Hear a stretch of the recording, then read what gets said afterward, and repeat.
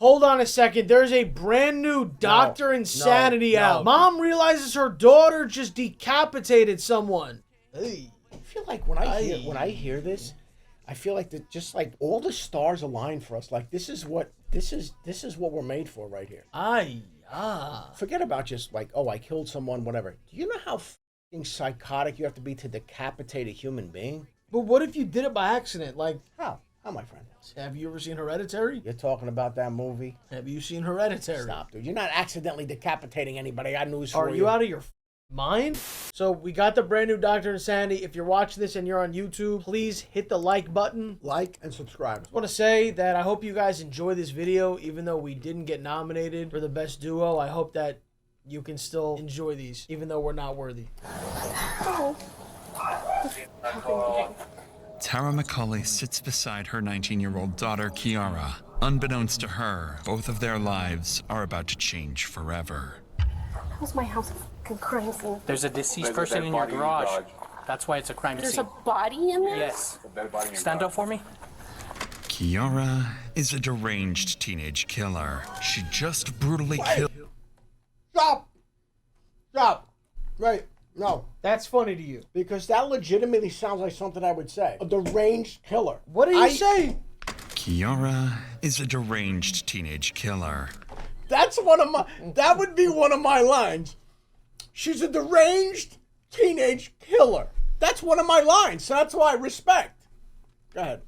She just brutally killed her ex-girlfriend with a 3-foot-long sword. Okay. Dude. What are we?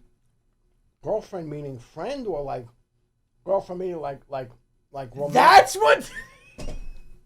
That's the part that you're questioning, not the fucking sword. No, but that plays into the whole thing. Like, was it like a romantic like thing gone wrong? Who knows, man?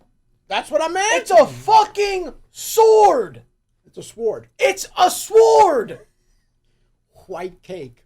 The body lies in her mother's home just feet away. But this discovery of a body would be just the start. The investigation that followed would reveal a vile teenage couple. What the actual fuck? Did you see his face? Watch his face. Don't look away. The start. The investigation that followed would reveal a Oh no. He's got the flock of seagull hair from 1982. He's got those gauges in his ear. He's got those fucked up tattoos with like, you know, like the devil worship. Nah, hold on. Usually I just let this shit go. I ignore it because they're dumb. What the fuck do you mean Los? That doesn't even remotely make sense. Chat, you're gonna piss me off tonight, bro. The scary thing is these people are just out there walking amongst us. They're walking amongst us and they walk into Walmarts after 1 a.m. in pajamas. If you're anywhere in public after 12 midnight, nothing good ever happens. Believe me when I tell you. I disagree. Vile teenage couple whose actions left officers, family members, and detectives in utter shock as their horrifying crimes slowly began coming to anybody light. who has a gauge in the ear, you can see like slashed on her knee. She's missing a ear. And then there's a big ass sword, and then there's blood stains all over the bed. I walked into the garage. She goes, "Oh, I just did it." Walk this way.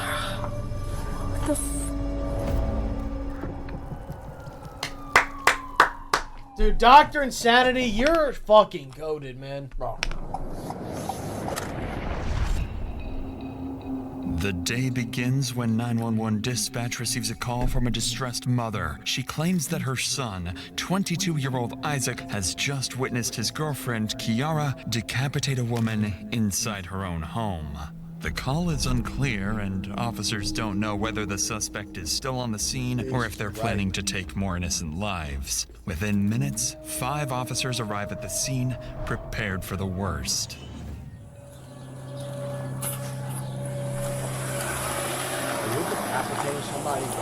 Need someone on the backside from the alley. Somewhere down here, 5941.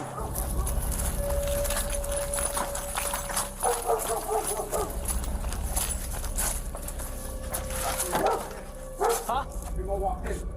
Who? Kick it in. Let's put on the door. Kick the door. I got you. Get the fuck out of here. Back up. Back up! What's going on? Who called? What? So someone was getting killed in here. We're being told that the girlfriend's in the garage. That's where she Where's the garage? apparently killed the other 41. Officers get intel that the body. This poor woman is sitting in her own home. She didn't even know. That's the mom. The mom didn't know. She's having a coffee. She's strolling TikTok. Okay, the fucking property looks like a fucking flea market. Looks like a bomb hit it. You always have problems with I don't want to, dirty... because I can't stand people who live like this. Let me explain something. Pause everything and stop right now. The 12,000+ that are watching, I want you to listen to me very carefully. Don't use the excuse, oh, I'm not wealthy, I don't have money. That's bullshit. You can have a very inexpensive car, but you can keep it clean. You could have a little apartment and keep it clean. You could have a backyard and keep it clean. You could have pride in yourself and keep yourself clean. That's fact. Stop with the I don't have the money. No, you're a lazy fuck. Stop it, bro. I don't want to hear it, because I grew up with guys that were fucking dead broke. You can eat off the floor of their car. They always present themselves well. I don't want to hear about money. These people, this is a choice. So knock it off, man. All right, let's go. It's literally just... Sorry, I just had to make that point. It's facts. It's just facts, though. 100%. Is inside the home's garage, directly behind them. One team will clear the primary house, while the other prepares to make entry into the garage. Without any detailed information, the officers have to proceed with extreme caution. Police department! Look at this place. Looks like a Think it fucking goes around, junkyard. maybe? I think it goes around.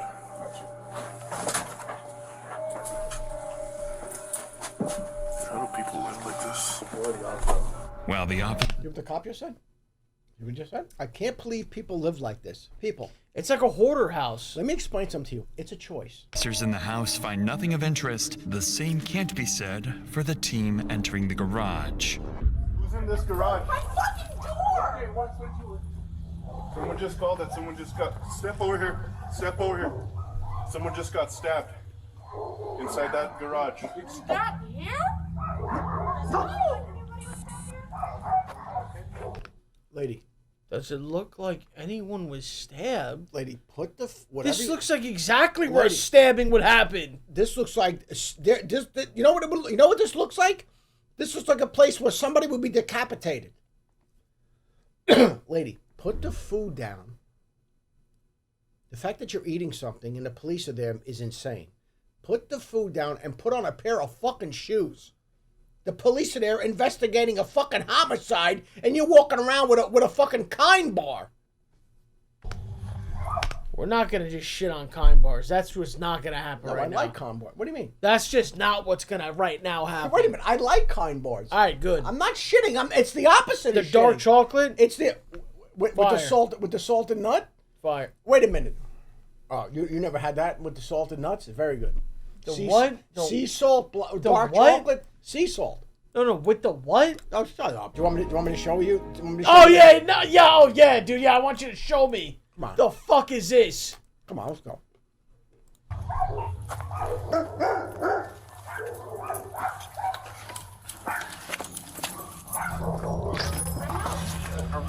Yeah, we got one down. It's not a fake.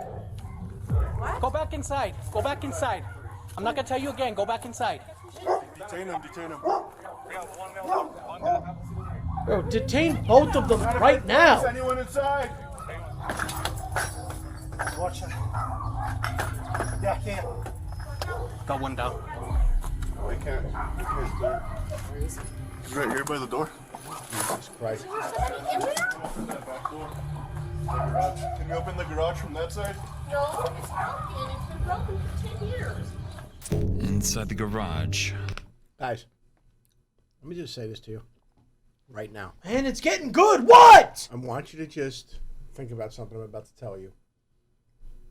If on your property, I'm not talking inside your house, I'm saying outside your house, on your property, there is a washing machine.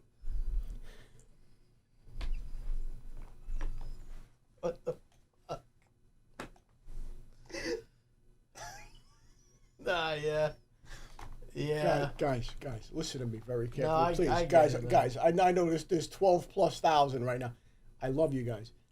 If you're in a situation where your domicile, if you walk outside and you've got a washing machine sitting outside on your property, you need to have a family meeting and discuss it. Because that's fucking insane. Officers find 21-year-old Grace Jennings dead. She has a deep laceration across her neck and several slashes across her body. Tara McCauley appears completely clueless about what's happening. However, the same can't be said for her daughter Kiara. While officers continue searching the garage, body cam footage captures 19-year-old Kiara frantically explaining to her mother what happened. We have Isaac on the phone. Want to know if you guys need him?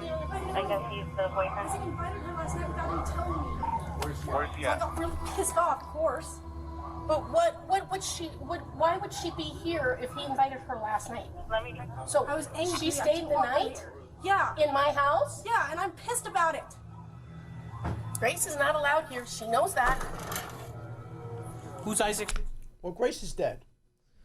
Grace is decapitated, woman. She knows she's not allowed to be here. Well, she has no head. Her head is severed. Her head is in the washing machine, and her body's in the fucking garage. His girlfriend. She is. You're Isaac's girlfriend? Yeah. Okay. What are you to Isaac? Well, I'm kind of mother-in-law to be. This is your daughter? Yes, this is my daughter. Step out with me real quick. What's your name? Kiara. Grace Jennings is the ex-girlfriend of Kiara. After a violent breakup years prior, she was banned from the property permanently. According to Kiara, her current boyfriend, 22-year-old Isaac, had invited Grace to sleep over the previous night. I'm not gonna body shame, insult anyone, LGBTQ. I'm not doing anything. But how do you, I don't know, like how do you? What do you think? How do you go from Grace to Isaac? I mean, I couldn't. I mean, I'd hope not. I mean, if I was on a desert island, still wouldn't work for me. Some of this shit just never makes sense to me. All without Kiara's permission. She claims this pissed her off, revealing a small glimpse as to what happened on this twisted Thursday morning. This is his girlfriend. Try for real quick. Can I get some shoes on or something? Not right now. We need 10 at this point, okay? Did you guys have a fight or something? Can she sit down so I can put her shoes on her feet? Who else? Is there a female that lives in there? Her and Isaac. Sorry. Negative. So her current boyfriend invites her ex-girlfriend over to stay. That's bullshit. So here's another point that I'm going to make too. That's bullshit. And we deal with this on a weekly basis, if not daily. We get a lot of deliveries to the house. When you get these boxes that come to the house, you break down the cardboard, and then every couple of weeks, you have the recycling, and you put it out. Want me to tell you what you don't do? You don't get a box from Chewy, empty it out, and then toss it in the backyard. That's what you don't do. Are we gonna keep? Okay, That's the what you yard's don't messy. We get it. How did you? I actually thought that was going somewhere else. It went where'd you think it was going to go? It's gone the same place the last 5 things went. Oh, I have a real you see the cinder block? That's a cinder block. I'm sorry. No, I'm not. I don't let this shit go, dude. So he was going for a walk, shower, but they were gonna go on a walk. Isaac, in fact, did not go for a walk. Instead, he frantically ran to a friend's workplace after finding Grace's decapitated body, with Kiara reportedly giggling beside it. Clearly, dude, something. I'm not gonna lie to you, bro. I haven't eaten sweets in a long time, probably over a month at this point. You know what I could go for right now, dude? I would say don't do it. You know what I can't. I would say chew the gum. You know those like cookies? They're like sugar cookies. Whenever you Chad, you know what I'm talking about? Whenever you say cookies, don't do it. I don't know if it's Pillsbury or something, but there's always different characters. It's always like there's like a Pokemon one. Like, do you know what I'm talking about? I think there's like a Halloween one, a Christmas one. It's like you put them in the oven. They're just sugar cookies. But you know what are they called, bro? They're sugar cookies. Oh, dude. Oh my God, bro. Those are fucking fire, dude. Do you know what I'm talking about? Yeah, they're sugar cookies. Yeah. Oh, fuck. I know. Holy shit. Let's. Anyway, yeah, my fault. Are we trying to break this down? Because, but no, I don't know if you guys heard this. What do you mean break what down? What do you mean? I don't know if you guys heard this. The boyfriend ran to a friend's house to call the police because he saw her standing next to the girl, the decapitated body, and she was giggling. Did you hear what he said? She was giggling. Instead, he frantically ran to a friend's workplace after finding Grace's decapitated body, with Kiara reportedly giggling beside it. Clearly, something is very wrong. Worst of all, Kiara's mother, Tara, hasn't even realized there's a dead body in the garage, or that her own daughter is responsible. I want you to take a serious look. I'm gonna make a bold statement right now. If this is what your yard looks like, I'm not saying you personally, but there's some level of mental illness. You can't have this type of setup and be perfectly normal. I'm sorry, you can't do it. So if tonight you walk outside and there's a washing machine on your property, you need to have a family meeting.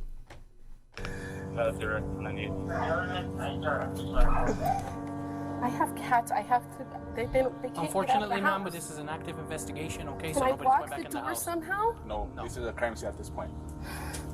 That was my house, a fucking crime scene. There's a deceased There's a person dead in your body in the garage. garage. That's why it's a crime There's scene. a body in there? Yes. Dead body in the Stand garage. up for me. Let's walk this way. What the fuck? Go and come here with me now.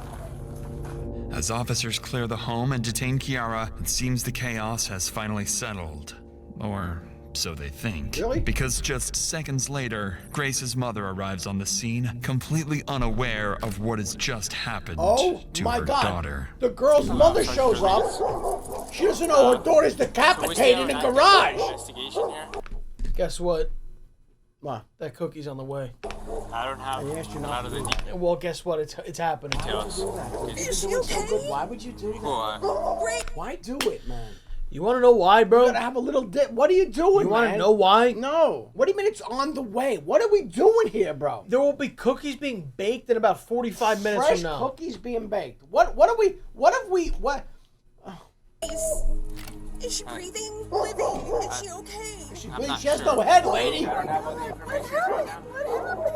We're trying to gather all the information, ma'am. So, like the Sarge said, if you could go back with us to the police department, and then we can give you a little bit more information from there. Who's Gray? Do you have an idea of Gray, or do you have a photo of Gray or anything? Grace. Of Grace? Grace, I'm sorry. Officers continue to comfort Grace's mother. They refrain from revealing Grace was deceased, something they'd have to explain later on. Across town, another team of officers begins searching for Kiara's boyfriend, Isaac, the only witness to the murder and a key figure in solving the case. During the 911 call, Isaac's mother told dispatch where he was, a tax store. You know what I want to just talk to you about. Just take a moment and pause. What goes into making a decision? And I'm going to rattle off 3, 4, 5 things, and I want to know if you have an opinion on it. Why would you make the decision to put that fucking gauge in your fucking earlobe? Like, what do you think that's about? Like, well, I'm not trying to be funny. Like, what decision do you come in your life where I'm gonna put this fucking thing in my earlobe? Like, do you think like, oh, I'm gonna be independently wealthy and nobody's ever gonna hire me, so I don't need to worry about a job, so I'm gonna have this fucked up thing in my ear? Like, what do you think about that? Oh, I already told you, I'm getting one. Close to Kiara's Maybe they have house. an appointment. Using that information, officers quickly tracked him down. Alright, stay right here. Let me look around real Holy quick. shit, they're like, For now, officers assume manhunt out Isaac for is him. simply an innocent Well, then he's the guy, bystander to because he's Kiara's the only one that brutality. witnessed it. However, this will soon change. Yeah, there he is. He's coming out. Is that Isaac? Did you call us, bro? Here, come over here. You're good. Come here. You don't have any knives, any weapons on you? Isaac, step out of the massage parlor now. Put the mini water bottle down, Isaac. No? Just put it down for now. Just put it down. You're not in trouble, bro. Gotta make sure you don't have any weapons, okay? Here, put your hands up right here. For now, bro, just because we're...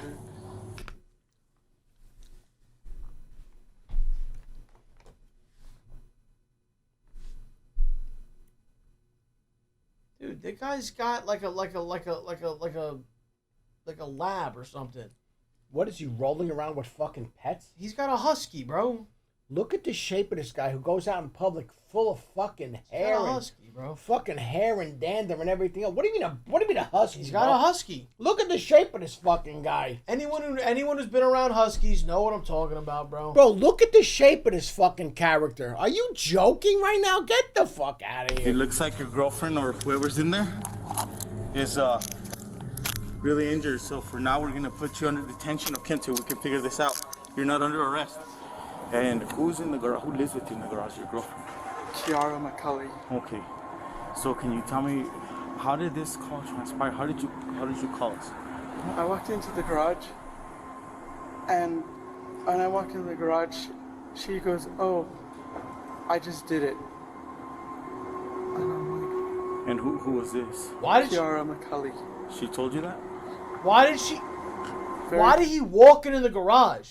He just walked into the garage. Why would you walk into a random garage? Maybe he heard something. Maybe he saw her go in. Who the fuck knows? Calmly and everything, blood on her hands and. Okay. Officers have no reason to suspect Isaac of the murder. He remains cordial and provides them with a chilling account of Kiara's behavior after the murder. But his demeanor starts to take a drastic turn as he's placed in the back of a patrol vehicle. What was your name? Isaac Apodaca. Isaac Apodaca. Do you need to get checked out by meds, man? No? Okay. You want the air or anything? Are you hot, cold? Got this. We'll roll down the window. We'll give you a minute, all right? No. I was already planning on. Why is he in trouble? Is he just detained? He's got to be just detained, right? They're not saying he's in trouble. But understand it from the police perspective, okay? This guy gives him a story. Yeah. I walked in, decapitation, They're like, okay, all right, we're just going to detain you. You know, there is a very small percentage. What if this guy was the one who did the murder? Well, yeah. Like, you don't know, bro. And look at the shape of this character. First of all, the outfit is a fucking disaster. The outfit. I mean, I don't know. He's got a skull. Disgrace. He's got the pants. He's got the full polyester fit on. I mean, he's got dog hair all over him. God only knows what his footwear is. He's got gauges in the ear. He's crying. So the cops are like, let's get the whole fucking story. I feel you. You know, before we know what's going on. Day 2, I have all my stuff packed up, and I wanted to go to my mom and dad's because I'm not in a good mental space.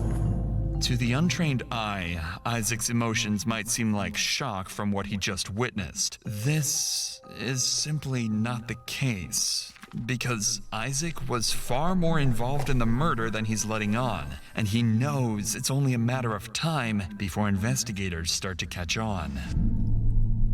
Police end their conversation with Isaac, and both he and Kiara are transported to the Santa Fe County Police Station. With both suspects being successfully detained, detectives will begin their process of individually interrogating Isaac and Kiara. One detective will conduct both interrogations, yet they'd turn out completely different from one another. Kiara's especially takes a dark turn as she delivers answers with a chilling truthfulness. What follows is not simply an interrogation, but one of the most disturbing conversations we've ever covered. Have you ever thought about hurting her or killing her? Bro, for D insanity to say that, wow. You know, I was going to say that exact thing. For the good doctor to say that publicly, you better hold on to your fucking hat right now, because I don't know where this is fucking going. And by the way, God bless the 12.5 thousand watching us right now and joining us and being part of something very special, even though we're not the streamers of the duo of the year,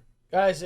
Even though we're not the top 5 duo, even though we're not the internet, even though we didn't even qualify, even though we're not qualified to be, but we are qualified to present the award.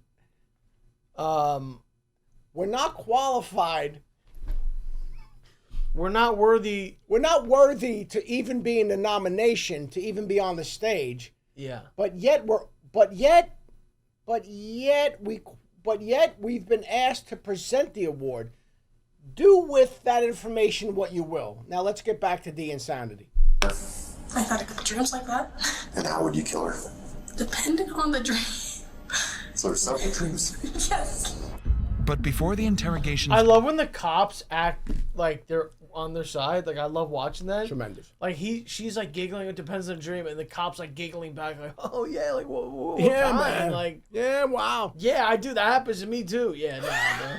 Begin. The detective in charge will go to the crime scene looking to gather information from the primary officers. The detective assigned to this case is Javier Vigil of the Santa Fe Police Department. Javier is an experienced detective who, as of 2025, has been promoted to SWAT commander for SFPD. His objective at the scene is clear: to gather as much information as possible, as quickly as possible. He's focused on identifying the primary suspects and determining any potential motives. Every detail will be critical in shaping the narrative he'll use during interrogation, and ultimately, in securing a confession. What he doesn't realize yet is that his investigation will prove far more revealing than anyone anticipated. You got here first? I got here first, but we all kind of walked in at the same time. I come here, and from here, you have a straight shot. So I see her, blonde girl, black t-shirt, run inside. So I call contact, I force the door, open it, no one's answering, so we break the door down, and she's like, oh shit. The suspect's boyfriend is the one that called it. No, it's a 41 that called it in. A third party, 1041 called in. That guy's mom. Wait, so the guy didn't... I thought the boyfriend called it in. I was like, I have no idea what happened. This one's acting a little like weird, not saying anything. Somebody else So we find the container, cool. They go inside the garage and find the body. You see like slashed on her knee. She's missing a ear. Okay. And then there's a big ass sword right as you She was walk. missing an ear. So that means that she was just fucking slashing at her, bro. She was hacking. You sick fuck, bro. That lunatic chick was hacking at her with some sort of samurai sword, Hattori Hanzo. For the uninitiated, you don't know what I'm talking about. Maybe some of you do, but it was a Hattori Hanzo sword. Okay, Kill Bill, thank you. Some people get it. Hattori Hanzo. He chopped off her fucking ear. She did, and hacking at her body, and decapitated the head. To the right on the Hattori Hanzo. And then there's blood stains all over the bed. Okay. Did we knock at the next door neighbors, see if anyone heard anything? Let's cross that off the list, so that's done. See if we get anyone that heard anything, and then we can take everyone back. We'll knock out our interviews, get our paper, come do our search, and then we can let go of the scene.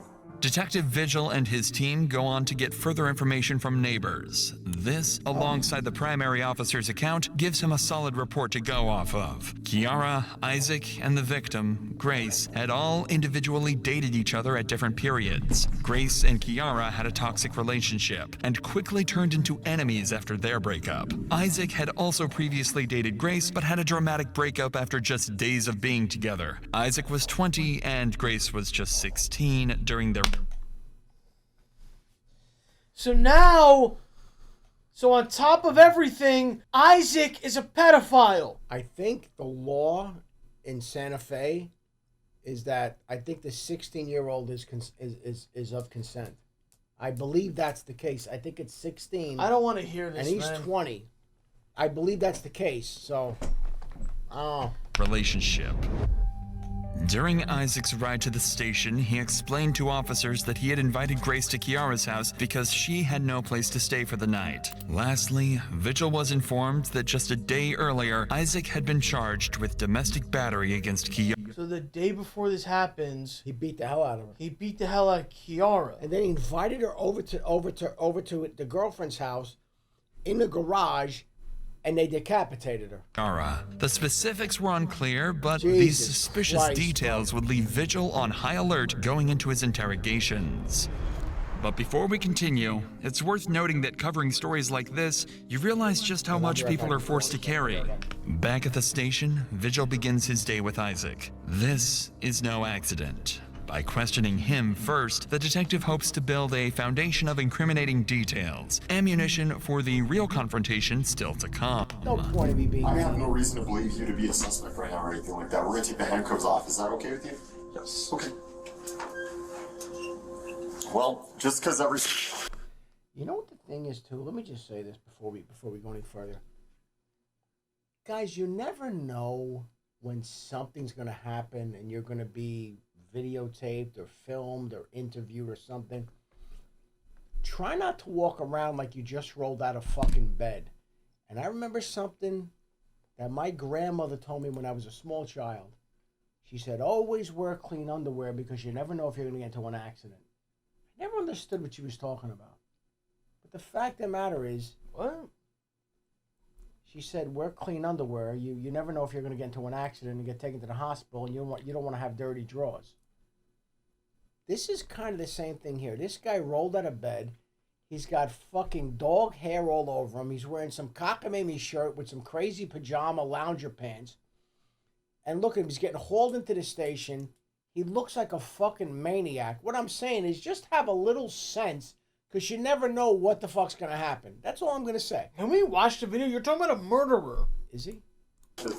I think he's part of it. We're developing, and like I said, we don't really know fully what's going on.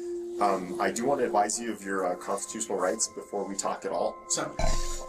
Detective Vigil wastes no time in assuring Isaac he's not a suspect. But that statement is a calculated lie. As we know, Isaac had been charged with domestic battery against Kiara, a violent pattern that Vigil was already aware of. Combined with earlier details, they had every reason to view him as a suspect. Still, their strategy was clear. Avoid confrontation, keep Isaac at ease, and let him talk.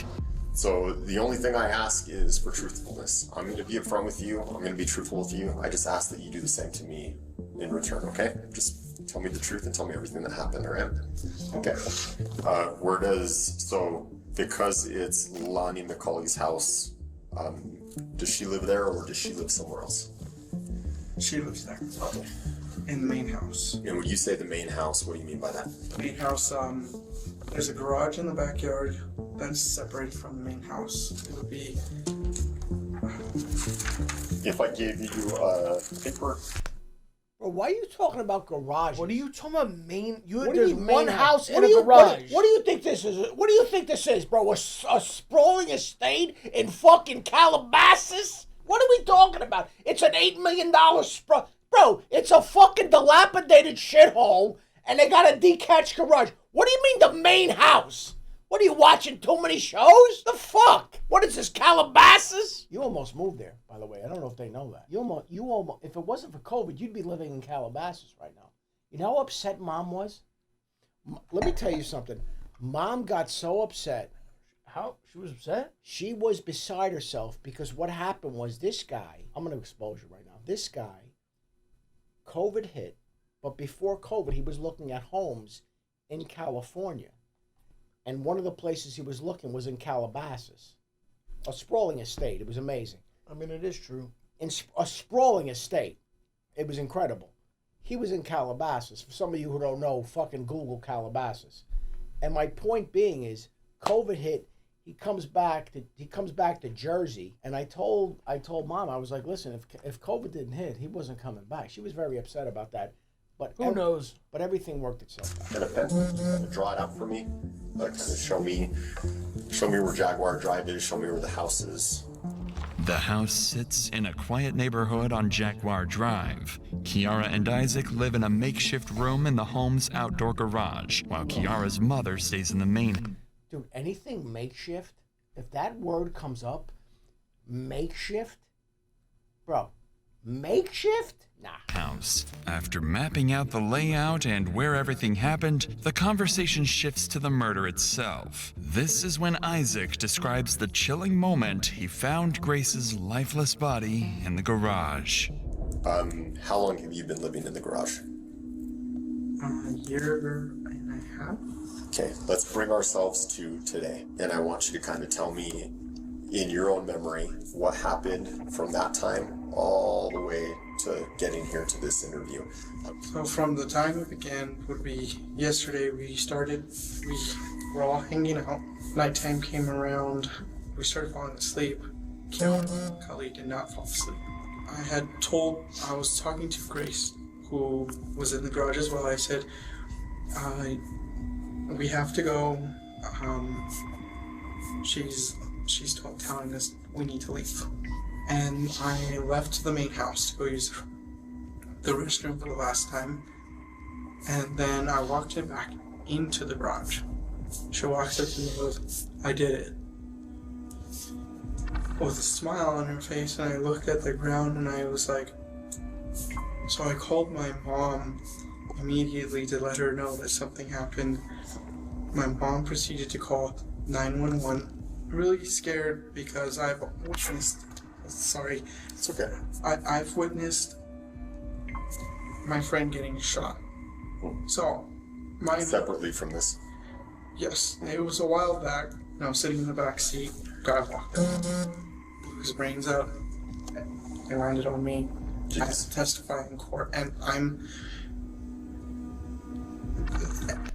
Bro, you need to move. You need to stop hanging around these people. You're with one guy who gets his brains blown out. You're with somebody else who gets Who decapitated. describes their friend getting shot like that? Yeah, his brains got blown out onto my face. All over me. Why would you even say that? Like, And yeah, now- my friend died in front of me. And now I'm over here at this other place. I walk outside. I come back in. Somebody's decapitated. Bro, you got to get better company, man. Who the fuck you hanging around with? Guys getting their head blown off, decapitation? Who? What fucking Quentin Tarantino movie is this guy living in? You got to pack your shit and get out of there. The fuck? Anything like this gets me super traumatized, and it's a traumatic event. I can imagine. So when I went back in the garage, when I saw her in the ground, on the ground, I couldn't say anything because I was like, this is another one of my friends gone. I keep losing friends left and right. I'm scared right now. After recounting this morning, Isaac would go on to explain why Grace was sleeping at that house. Is this guy full of shit, or you think he's on the up and up? I feel like he's on the up and up. I think the guy's scared to death. He's hanging around where people are getting killed all over the fucking place. I think. Well, we you gotta think it had something to do with it? I don't believe that. I think we gotta not overlook the fact that he just got arrested or charged with domestic battery.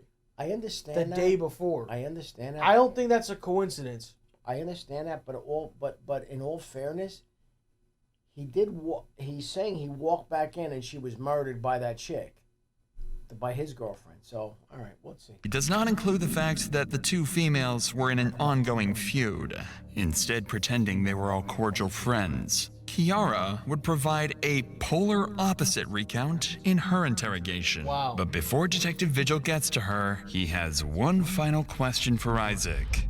How did you know that Kiara didn't want you guys there anymore? She woke up, from what she says she slept, but she was awake the whole time. And she turned over, told me, you guys need to get out. I don't want you guys here. It was really freaking me out, so I was trying to get out. I was in and out of the room, trying to contact my mom to pick me up, to get me out of there. What time did you guys wake up at? What time did you wake up at? I woke up at about 7:50. At what time did Kiara tell you guys had to leave? She told us we had to leave at about 8:30. Okay. In between 8:30 and to the time your mom called 911, kind of what happened in there? But when I packed my stuff, I went inside the house, which was a stupid mistake for me to go in the house, use the bathroom, and then come back and see what I saw. After you peed, you went immediately back to the garage? Yes. So around what time would you say that was at? 11:47. No, I think we got the call a little after 1:30. Buddy. They got the call after 1:30, chat. So you mean to tell me that this all happened, you woke up at about 8 a.m., she's saying you gotta leave. I go 11:30, I come back in, she's 11:30? Now all of a sudden, well, we didn't get the call till 1:30. What were you guys doing for 2 hours? What were you doing for 4 hours? What were you doing? What's going on over here? This isn't adding up. Yes. Kind of an hour and a half gap there. Was there a long period of time that you and Kiara were trying to figure out what was going to happen? There was a long period of time. It was when I was standing on the side of the garage. Tell me about that. I was hyperventilating, and I made the call to my mom. My mom made the call. I know I should have been the one to call. I feel like I'm going to pass out. Just take some deep breaths. I need a little break, if that's okay with you. I'll be using the restroom real quick. Sound good? Sounds good. All right. Hey, thanks for your time, Isaac. See you back in a bit. Throughout his interview, Isaac worked hard to portray himself as a victim. Let's see, let's see what's going on. Why is he shaking hands like that? I don't know, man. Bringing up his past, the friends he's lost, and how deeply this event has traumatized him. He likely believes he's convincing, that he's playing the role well. But what Isaac doesn't realize is how quickly things are about to turn against him. By the time officers come into Kiara's interrogation room to begin the interview, she's already been left alone for more than 3 hours. Plenty of time to think. In that silence, she began forming a plan, not to deny the murder outright, but to find a way to minimize her responsibility. Kiara knows there's no escaping the fact that a murder took place. The body has been found, and all evidence points directly to her. But she's not planning to walk out innocent. She's planning to walk out with a story. If she can act as though she's mentally unstable, there's a chance she'll be deemed not guilty by reason of insanity. This, in her eyes, is a much less severe outcome, which will get her back to the real world in no time. This is a common misconception. Legal insanity isn't about acting strange after arrest. It's about your mental state at the moment of the crime. Detectives record everything, and criminal psychologists are trained to spot rehearsed behavior and malingering. Even if a judge believes you are genuinely insane, you don't go home. You go to a locked forensic hospital with no fixed release date. If you aren't genuinely crippled by mental illness, the constant observation, enforced medication, and clinical evaluations become their own punishment. Kiara doesn't realize this, so she'll begin the interrogation with confidence that she can outsmart the system. Well, any idea why you're here today? I believe it's because somebody was found dead in my room. Where's your room at? In the garage. Garage? Yes. I was trying to make sure this wasn't a freaking dream again. It feels so weird. You believe someone was found dead in your room. Do you have any idea who that might be? Well, so I'm really tired, but last night Isaac invited my ex-girlfriend, Grace Jennings, who now is going by Young Quote. I don't know anymore. Young Quote. Anyone else cringing? I always knew her as Grace. Or Rose. Kiara takes no time to begin her act, alluding that she's had dreams of murder in the past. Unfortunately for her, Detective Vigil won't pick up on this, so she'll soon make another try. I was trying to sleep, but if you were blocking memories for me again, God damn it. Sorry. Who are you talking to? My best guess is that I have DID, but I'm not 100% certain. What the fuck is DID? Is this a new thing now? Are you fucking stupid, bro? What's DID? I want to... No, hold on, bro. Yes, so she'll soon make another try. I was trying to sleep, but if you were blocking memories for me again, God damn it. Sorry. I'm sorry, what is DID? I'm so glad I'm not a cop, bro. I would slap the fuck out of her, bro. Do we know what DID is? Is this another cockamamie fucking bullshit thing now? Let's ask. Where you figure this Hold on. What is the mental illness DID stand for? Mental illness is a label for health conditions that affect and alter cognitive function. Are you... Yeah, Siri. This is why we use ChatGPT now. You're fucking brain Siri's dead. done, man. You're fucking cooked now. That shit's over, bro. Let me ask ChatGPT. DID stands for dissociative identity disorder. What it means. DID is a mental health condition where a person has 2 or more distinct identity states. Oh, yeah. These states can have different memories, behaviors, moods, ways of thinking. Split personality. Yeah, she's got that's what she's got. She's got DID. You know what's so funny? You're telling people what your diagnosis is. Oh yeah, I got DID. You know if you have DID, you don't know you have that, right? You're not saying like, oh, I'm crazy, I'm not crazy. You don't know what's happening. You don't know. The fuck? Wait, do I have DID and you're just not telling me? Who are you talking to? My best guess is that I have DID, but I'm not 100% certain. What's DID? Dissociative identity disorder. I haven't had it actually diagnosed, but that's my best guess from my research. You know what happens? These fucking maniacs, they go on WebMD they plug in a bunch of shit and they start self-diagnosing. DID, whatever the hell else I got. I'm on Spectrum. I got this. I got that. Oh, I haven't been diagnosed, but I think I have the... Shut the fuck up. Jesus Christ, man. Just present the award. DID is a rare but serious mental illness Should we go and do it? No. affecting roughly 200,000 U.S. citizens.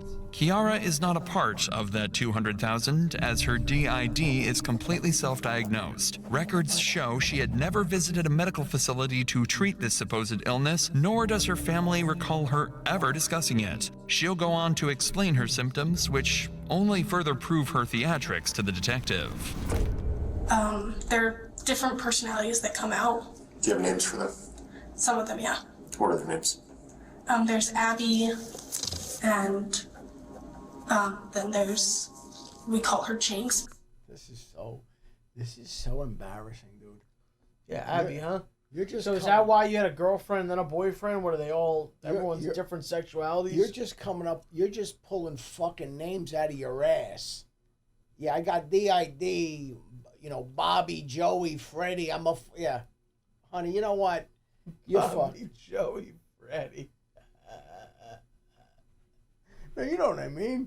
Well, I'm not gonna have chick. If I had DID, it's not gonna be chicks. It's gonna be fucking dudes. You know. Wait, what?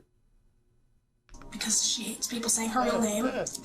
She say her real name, she gets mad. Then there's one person. We will be presenting the award for this.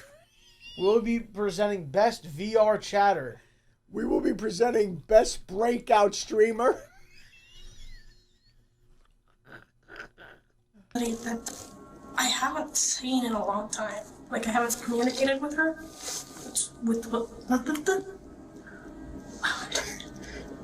Her name was Jess. Any other personalities? There's the little version of me, which actually responds to my biological name. She responds to Kiara? Yeah. Yeah. What do you mean by that little version?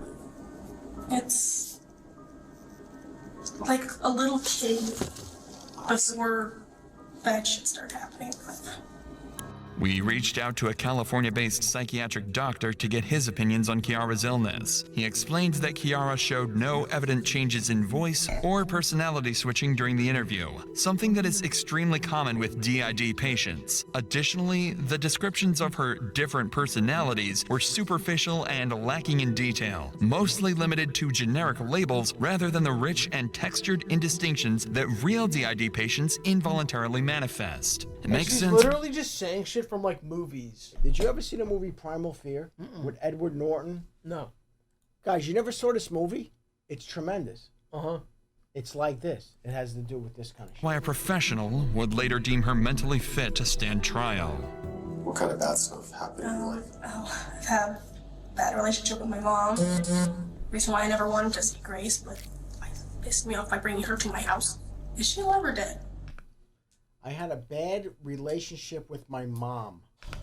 Grace? Yeah. You don't know? I'm not sure. What do you think? Well, I'm partially hopeful for her to be dead, but I'm also, like, confused. Like, I'm, like... Why would you hope that she's dead? I'm still angry at her, but I also won't have hope that she'd be better, but it's like this frustrating emotion that I can't seem to pinpoint. Tell me about last night. What did you do last night? So, Isaac tells me that Grace is coming over. Without asking me if it's okay. Is it okay if she comes over? It's like, she's coming over. They start talking about phones and Marvel and stuff that I don't really understand as much. I started feeling frustrated because she wasn't listening to me at all. So she stayed in the garage? Yeah. And you slept in the garage, and so did Isaac. While she and Isaac were sleeping, I was just staring at the ceiling and trying to find a comfortable spot where I could actually fall asleep. Yeah. I woke up and sat up around 9 or 10. Woke Isaac up. Next thing I remember is going to go take a shower. You remember There's anything a else? chunk missing. I don't understand. I'm confused. Do you have a whole chunk of memory missing? Yeah. But you remember the whole night clearly? Yeah, I remember most of it. It's like a little foggy because I'm like obviously exhausted.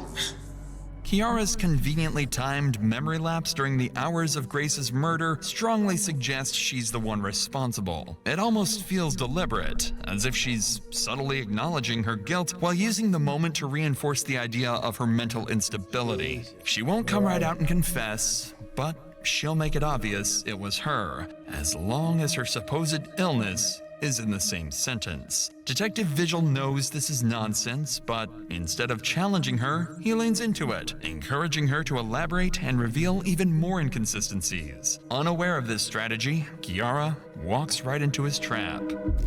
Tell me about these other personalities. What's Abby like? She's very protective. She takes control when I'm in a very dangerous situation and just says, okay, I'm here now. I am going to face this for you. Jinx is a troublemaker. Doesn't like people. Dude, you know what's like, I feel the need to share this with you. When I was a young person, grammar school and high school, life was quite different. You know that we just had weirdos?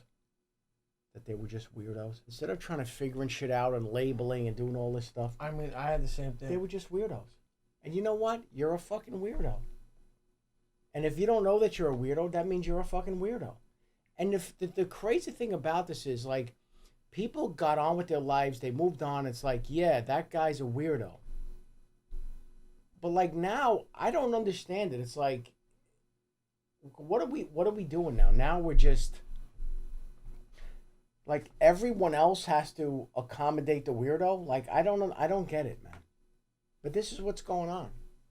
I mean, maybe there's somebody out there that understands what I'm saying, but I don't know. So how does it work? So imagine you're in a house and there's this big TV with the PS4 or Xbox or whatever. So whoever's playing the game is in charge, and sometimes you can peek over and kind of see what's going on. Dude, you know what I'm really concerned about? Honestly. Cookies are here. You and I have talked about this. We're not making cookies. Oh. You and I have talked about this. Cookies are being made. Hold on. You and I have talked about this, dude.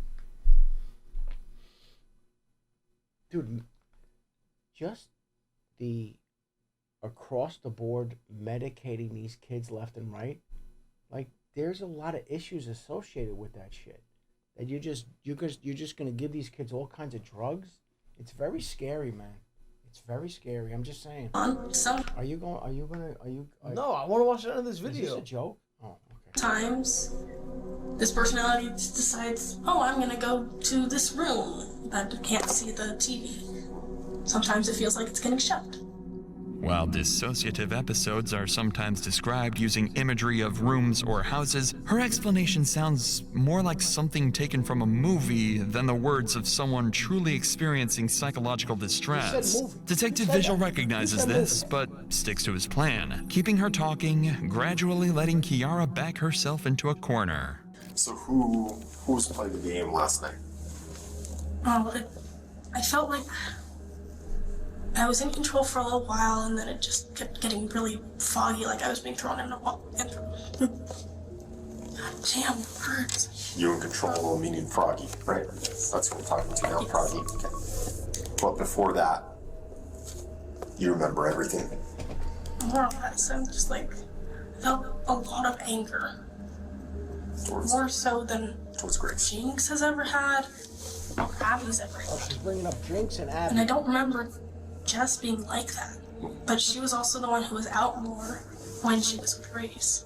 Kiara says her personality, Jess, had been out while with Grace. However, just minutes ago, she stated she hadn't seen Jess come out in years. Then there's one personality that I haven't seen in a long time. Her name was Jess. Unfortunately for Kiara, in the interrogation room, you can only lie for so long before things start to crumble. You said something interesting earlier. You said, you asked about Grace. You asked if she was okay, and you said that part of you would be okay if she was dead, right? Yeah. Have you ever thought about hurting her or killing her? I've had a couple dreams like that. You had a couple dreams like that? Yeah. How'd those dreams go? They were mostly right after. Let me ask you a question. Are you a vivid dreamer? Do you have dreams that you remember and you wake up, they're very vivid? I'll remember them for like, if it was like a really good dream, I'll remember it for a little bit, like probably like 20, 30 minutes. Maybe less. It makes me... A lot of dreams I have, if I want to like talk about them, I can't. I just... Well, you know what I think about sometimes? But yeah, I do have dreams. Like, I don't know what it is. I don't have very many dreams that are vivid that I remember. I mean, there's some stuff going on, but I don't know. But like... This makes the thing buzz. Okay. I don't know why. What I'm I'm saying is this. Like, I think of certain people, like, let's take Cousin Michael. I was like, man, it would be really nice to have a fucking dream. And you like, just don't have dreams?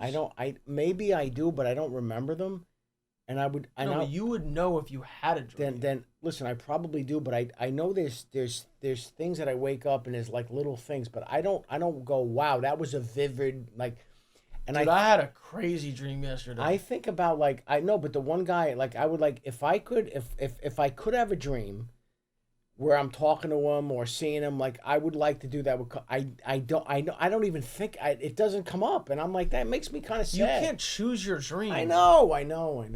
Every once in a while, just personalize. Every once in a while, I have a weird. Dude, sometimes I have such good fucking dreams, bro.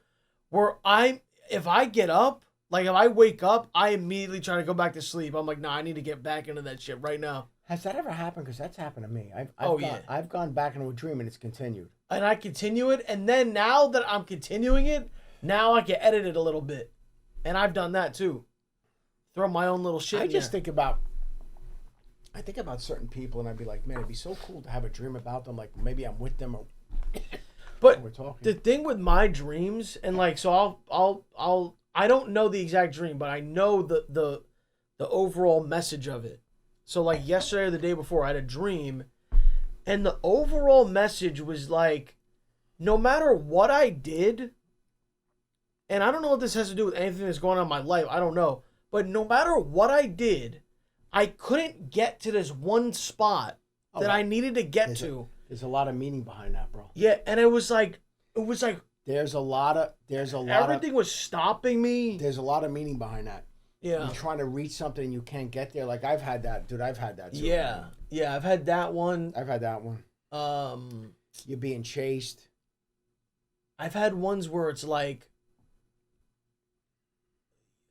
you're being like I had one where I was like being accused of shit, and I was like, you know what's funny? I don't know. You know what's funny? I think about this though, and that's a sign of diabetes. That's funny. I do return. There are a lot of dreams. Don't have diabetes. I do return to school, and I'm gonna fail. I'm not gonna get to the class. Like I have one. Dude. I'm gonna tell you about this one dream. You just got done saying you don't have dreams. You're mentioning dreams. No, I'm gonna tell you one dream that I do remember. So many I don't. There's one dream that I remember. Yeah. And this actually happened to me when I was in college. I didn't go to this class at all. I didn't go to the class. Yeah. There were two girls that we were very friendly with. They went to class. This didn't have like a final exam. You just had to do like a final paper, whatever. They gave me all the information. They helped me, and I passed the class. But I remembered like after we were done, like we had like a pub on campus, and I was buying them like drinks, and we're hanging out. It was me, my cousin Michael was there. There was a bunch of these girls, but these two girls were very instrumental because they were in the class. They sat next to me. And I remember thinking to myself, if it wasn't for these two, I would have failed this class. Every once in a while I have a dream that I can't get to the class, and I can't find it. I don't know where it is. Like it's one of those things. But those two girls were instrumental, and I never would have passed that class. I always have a dream, and this is a recurring dream, and I wouldn't call it a nightmare, but it's literally, and I've already explained what happened my senior year of high school basketball. It's literally a thing where, similar to what I was just saying about like there's no matter what I do, I can't get there. I literally have this thing where I can't get to the court. And I'm literally like... That's all part of the thing where like I can't... Whatever it is, school, work... Yeah. whatever. I hear the music. I can't get there, and it's this thing. It's that fear. Like I can't get there, and I'm like, God, dude. I'm hearing the fucking the starting music is going on, I can't get to the court, and I'm like, dude. You know what's funny? I never I mean, because I don't watch. I refuse at this point. At this point in my life. Take magnesium. I take magnesium at night. I take that at night.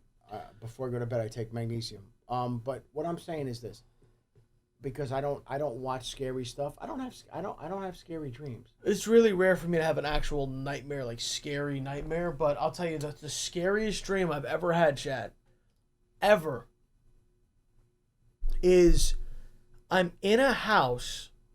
It's broad daylight. I want you to picture this. Like you can, there's windows, there's sun coming in the house. And I'm in a bedroom at like the top of the stairs. The door's open. Yeah. I'm in bed. And I hear the door downstairs opening. Oh no. And no one's saying anything, and you just hear the footsteps getting closer and closer. Really? Yeah, that doesn't. I don't never have. Dude, I'll tell you. The reason that's scary is because it's broad daylight. Did you ever have? Let me ask you this. And it was like one of those dreams where you're like you can't yell. You know the dream where you're like sitting there. Wait. No, I'm gonna ask you. So you can't scream. No, so you've had sleep paralysis? Yes. All right, I'm gonna tell you what happened to me once. Yes. I'm gonna tell you what happened. That's my sleep paralysis nightmare. Zoe was downstairs. She barked. Yeah. It woke me up. All right. So I go downstairs. Yeah. I'm in the family room, and I'm laying on the couch. It's like 3 a.m. I'm laying on the couch, and I got her to calm down. She's sitting next to me. I have like a blanket, you know, whatever, and I'm laying there. And something happened where I woke up and my eyes are open. Something was holding me physically down, and I couldn't get up. Yeah. I couldn't see anything, but I knew somebody was there holding me down, and I couldn't yell and I couldn't move. Yeah. And I'm looking, and Zoe is next to me sleeping, and I'm like this. I'm looking over at her, and I'm trying to move my arm and hit her for her to jump and like bark or something. My whole body was frozen. I couldn't speak. Somebody was holding me down, and I'm thinking to myself. Part of me is going, wait a minute, this can't be real, and then I'm saying, wait. Then why, if it's not real, why can't I yell and get up? Because my eyes are open. It was one of the scariest fucking moments of my life. And I fought really hard, and finally I jumped up, and I was like, what the fuck, man? It was very scary. Bro, one of the craziest sleep paralysis ones I've ever had was, I'm literally, Tino is next to me, I'm walking down the stairs, and he's right at the top of the stairs. And I hear scratching at the door that's right down there. And I open the door, and Tino's there too. And bro, dude, that feeling, I don't know what the fuck it was. I was like, dude, I freaked the fuck out. I don't, but bro, here's the thing too though. I don't consume a lot. I don't consume any horror stuff. So I don't have any point of reference where I'm watching something and I'm having a scary dream. Like, I don't watch anything horror, so I don't really have, that's not an issue for me. But God forbid if I ever did watch scary shit, oh my God, forget it. Anyway. I mean, what about, like, have you ever had sleep paralysis where, like, you fell asleep, like, taking a nap or something, and it's, like, daytime? No. It's happened a couple of times. That one was the worst. Other ones were, it was maybe for, like, not even a few seconds, and I fought it and I came out of it. But I'm telling you right now, it never happened during all my sleep paralysis, most of them, I'd say 90%, never happened during the day. Yeah, no. You know why? Because that's not a sound sleep during the day. That's not a sound sleep.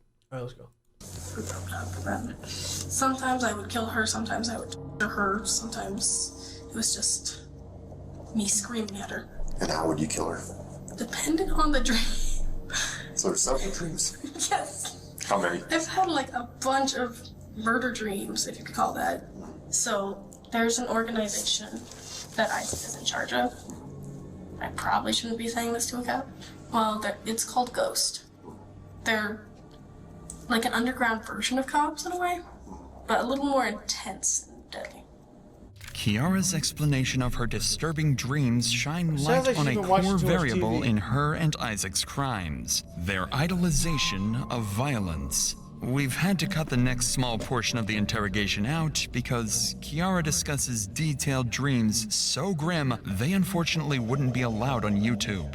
This chilling theme can be seen across Kiara's various social media profiles, all of which are still public to this day. Her Whoa! She's demonic, bro. Bro, still to this day? Nobody took this shit down? It didn't dawn on anybody? A parent? A sibling? To shut this shit down? She's demonic, bro. Bro. You know what, man? Listen. Here's the thing. Listen to me for 1 second. There's just evil people in the world, man. There are. Oh, this one has this, and this one had a bad childhood. This one grew up like this. This one was abused. All this stuff. Yeah, I get it. But the fact of the matter is, there were just evil fucking people walking around, man. Posts showcase a fascination for horror. Even just a day before Grace's murder, Kiara would post several demonic videos to her TikTok.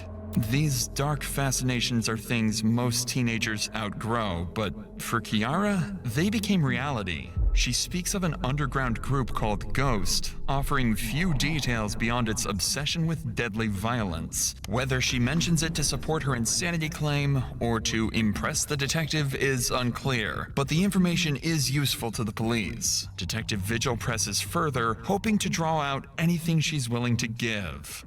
They get rid of people who are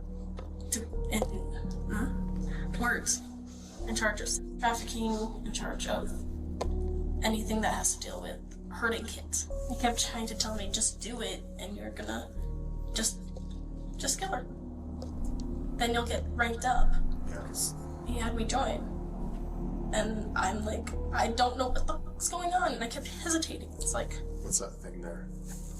It's honestly, I'm very confused because he hasn't told me jack shit. He just gave this to me. It's like, you're a part of it. I'm like, okay. Sounds like an initiation tattoo kind of. Yeah. Some ghost, an underground society of people that are kind of their own version of cops and justice. They kind of kill bad people. And this is kind of me trying to piece together, kind of like what you're saying, like the messages I saw too. Was Isaac trying to push you to kill Grace? Yeah. I had my dagger in my hand, and I kept going, and then just stopped. Like, I felt a little kid's hand hold me back. Dude. Who says dagger? Why do you have a dagger? Why are you using the term dagger? Who the fuck says dagger? What is this, the 1800s? And fucking Sherlock Holmes? What is this, RuneScape? Like it was Kiara taught me. Don't. The moment Detective Vigil gives Kiara the opportunity to blame Isaac for the murder, she takes it, bringing up details about Isaac's underground organization as well as his repeated pressure for her to kill Grace. And while Kiara has been caught in a web of lies up until this point, her remarks about Isaac would turn out... Well, that's a great saying. Web of lies. A fucking web? I love that. Out to be nearly completely honest. Detective Vigil has achieved everything he could have wanted from this interrogation, so he decides to end things, leaving Kiara to spend the night in jail. His focus now is on Isaac, and trying to hone in on how implicated he actually was in this murder. So before returning from his break, Vigil and his partner would devise a plan. Police confiscated his phone while being detained earlier that day. Traditionally, to gain access to the phone involves a multi-month process involving warrants and various subpoenas. However, if they can get Isaac to sign a consent form, they can gain access to his phone immediately and observe his reaction in real time as they read his messages. With this plan in mind, Detective Vigil, along with his partner, would return back to Isaac's interrogation room. Hey Isaac, so I have your cell phone. I know our cell phones are very important to us because we have pretty much all our personal information on them and everything. Given that there were kind of messages and stuff, and this is still an active investigation, there is reason to believe that there is potentially evidence on your phone. So one way or another, we are going to have to look at the data on the phone. And it's just a fancy form and a fancy way of saying that you're giving us permission to extract the data from your phone and only look at things pertaining to this case. Yeah, sign right there, please. Wow. And the phone password? There's no password. No password. It's just a quick swipe up and that's it. Okay. The plan works surprisingly well.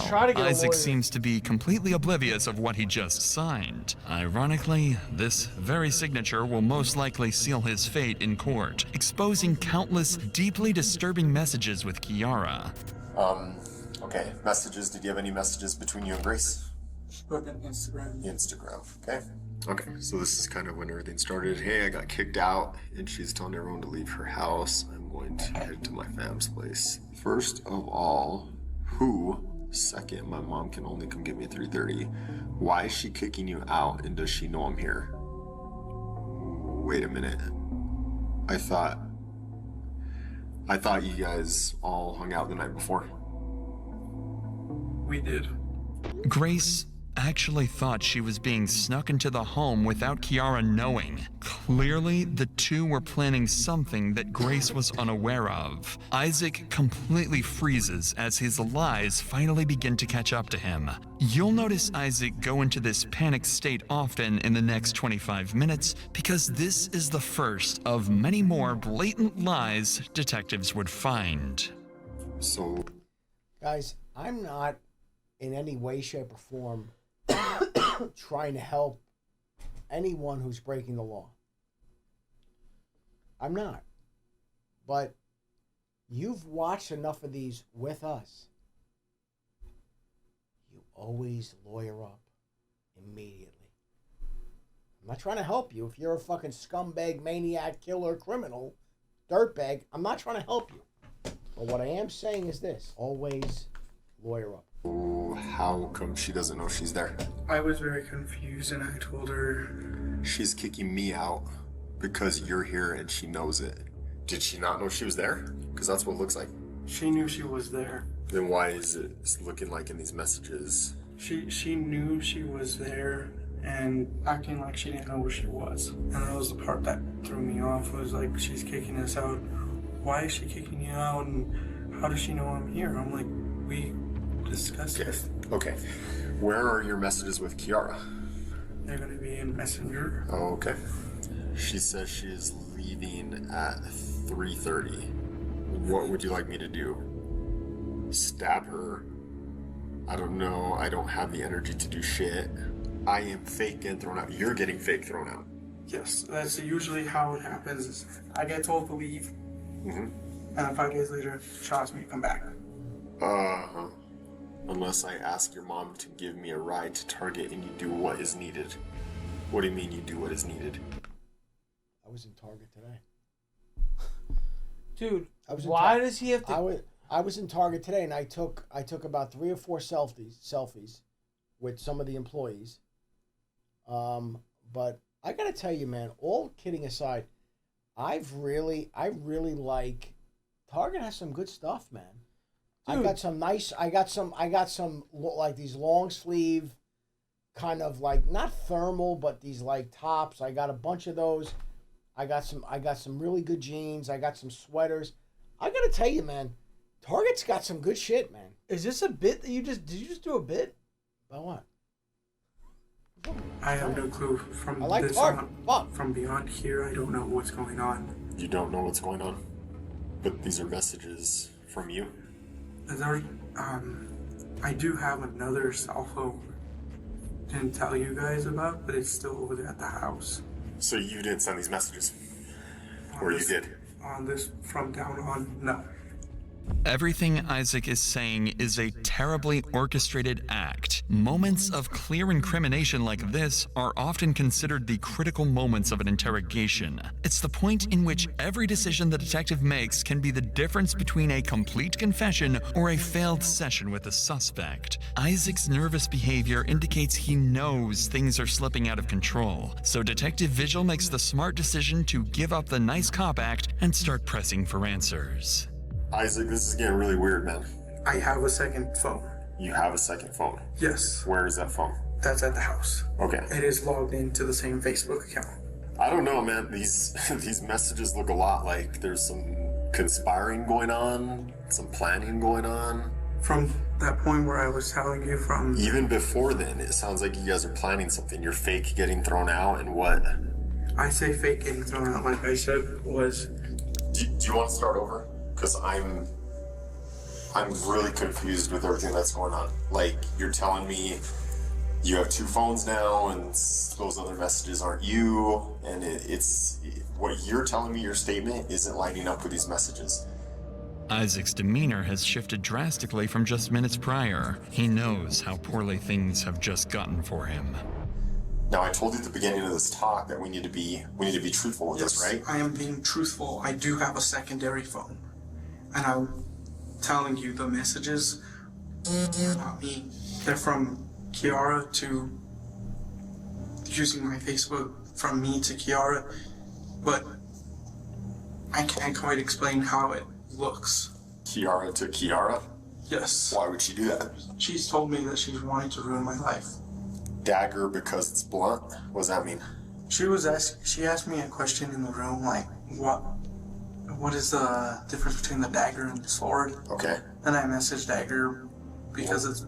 Why is blunt better? She says you say it cuts like butter. She says just gonna stab the throat? Is that what she's trying to say? Jesus. The thought. Just gonna stab the thought, yes. Instant, or will it take long? What does she mean? Instant. What do we do about the mess? We burn it and I'll buy new blankets in bed? What's going on here, Isaac? She said was gonna stab the thought. And I thought like, oh, like she was poking the thought that was in her head about her day. Yeah, we know what a thought is, bro. Buddy. I'm 57. I know what a thought is. So let's not play this game, bro. He's saying thought, not a thought. No. She said thought. No, he's saying thought. No, she said no. But she was saying the chick was saying stab the thought. No. Yes. No. That's what it was. Are you watching the same thing as me? That's what it was. Are you watching what I'm watching, dude? That's what's going on. You're not paying attention. That's so ironic. Look at the word. Does that look like thought or thought? Listen, something's going on here. Maybe it's auto. Maybe it's the autocorrect. It's not auto. Something's going on here. I'm not buying it. Like, autocorrect? Yeah, it autocorrect. Okay. I thought that was in her head about her dagger. Okay, what about the mess? What mess? A poop kind of mess. A poop kind of mess? Can you help this time? Yes. I am just waiting for you to make the first move. What does she mean I'm waiting for you to make the first move? She will wait till sleep. Shall we wait till sleep? So you guys slept in a bed full of poop? Yes. Remember when you told me don't be a pussy when I kissed you? Yeah, brat. We will have to take care of the mess. I thought she already pooped herself. What mess are you guys taking care of? I don't know. I can't tell if she's falling asleep. It feels like it. Her feet are on my side. I wish you'd make the first move for once. Remember, you'll move up the ranks, plus you get perks in the black market since this is your first. Your first what? Isaac, what the hell happened? I can see the messages. I'm not dumb. Oh, this is the first time I've done that. Dude, he's literally trying to get her to murder. No, she's getting him to murder. No, I think he's saying she's saying you'll move up in the ranks if you kill somebody. Who's saying it? The chick, the other one, the lunatic. No, because remember she said that he's a part of a... What is happening? She was planning on killing Grace. I just didn't want a part of it. It doesn't seem like you're trying to talk her out of it. I was only sending a message back in agreement as I turned my back towards... This isn't agreement. Remember, you'll move up in ranks, plus you get perks in the black market since this is your first. This sounds like you're encouraging her. Right. The messages are here, dude. I know. I know. Oh, he's encouraging her. Yeah. Wow. This guy's a sick fuck. Did you help Kiara do this? No. No. But you knew it was going to happen. I knew it was going to happen. You knew it was going to happen. Kiara planned it out. Kiara planned it out. When? How long had this been a plan for? She had planned it out since 2020. Kiara planned to kill Grace since 2020. And then last night, Grace messages you looking for a place to stay. And that's the opportunity for this? I didn't see it as an opportunity. I saw it as an opportunity more like, let's squash everything. Then why are you saying you'll make it up the ranks plus your perks in the black market since this is your first? Because you're talking about killing her here, right? What else could this mean? I was trying to talk about something else because I'm trying to get my mind off. Isaac, really? You're trying to talk about something else there? Yes. And I'm not. How do I aim? How do I aim right? Just aim. Well, tell me what you're talking about there. That's Call of Duty. That's Call of Duty. Like, at least if you're gonna, like, make up some bullshit, can it at least be, like, somewhat believable, like, somewhat entertaining, where you gotta kind of crazy? Think about it for more than 1 second, what's crazy? dude? Like, this is actually going on. And there are people that are like, think they're gonna commit murder in a garage and get away with it. Like, what? Bro, let's just play this shit out. Tell me when. Okay, I'll give a count. 6, 5, I can't yet, dude. 4, I'm shaking, dude. I know, I lose the nervous. Help me drive it through. Help me drive it through. She was asking me to do... To stab her. Yes. Help me drive the dagger through. Grace. Anger me. I'm going to pretend to sleep so it looks non-conspicuous. Tell me about all that. Those are not my messages, because... Help me, just do it. Be ready to grab her or a trash bag. She is your list. Don't tell me this isn't you messaging. I know this is you messaging. Be transparent and tell me everything that's going on here. She had talked to me and said, so what now? And I was like, this is going to be your first way out if you just leave this alone. You're edging her to do this. Come on, Isaac. Isaac. Look at all these messages, man. You're going to sit here and tell me, you're going to look me in the eye and you're going to tell me that you were trying to talk her out of this? I can see right here you're telling her to do it. I wish you would just stop with all the, what I feel like is you trying to figure out lies every message we go through. And things will be a lot better for you moving on if you just come out and you cooperate and you tell us everything that happened. Tell us the truth. Tell us everything. It'll be better for you. Would I be able to talk to you privately? Yes. You want her to leave? Yes. All right, take it. Isaac would request to have a private conversation with Detective Vigil, which he would oblige to. Based on police reports, Isaac would go on to admit to sending all the text messages and confess he wanted Grace dead all along, although remaining stern that he was not directly involved in the actual killing. Later that week, detectives would go on to interview both Kiara's mother as well as Isaac's. This killing came as a complete shock to everyone, who were completely unaware of the dark path their children had been going down. It sheds light on the importance of closely monitoring your children, as you never know what's going on in their lives, at least not fully. Both Kiara and Isaac were charged with first-degree murder. At first, it seemed as though Kiara's plan had worked, as a judge found her incompetent to stand trial and sent her to the New Mexico Behavioral Health Institute. However, a month later, she was deemed competent by professionals and returned back to the Santa Fe County Jail. In February 2025, Kiara pleaded guilty to second-degree murder and agreed to testify against Isaac. Prosecutors say the crime's brutality could still bring up to 30 years. Isaac initially took a plea, then in November 2024 fired his lawyers, voided the deal, and pled not guilty. Now, with a new legal team that needs to get up to speed, the start date for Isaac's trial has been pushed back once more. If found guilty, he'll likely be facing similar penalties as Kiara. They'll likely be behind bars until 2055. These people are going to do 30 years. And is it worth it? Like, what'd you accomplish? Like, you lunatic, I don't like this person. So tell them to leave you alone. What the fuck?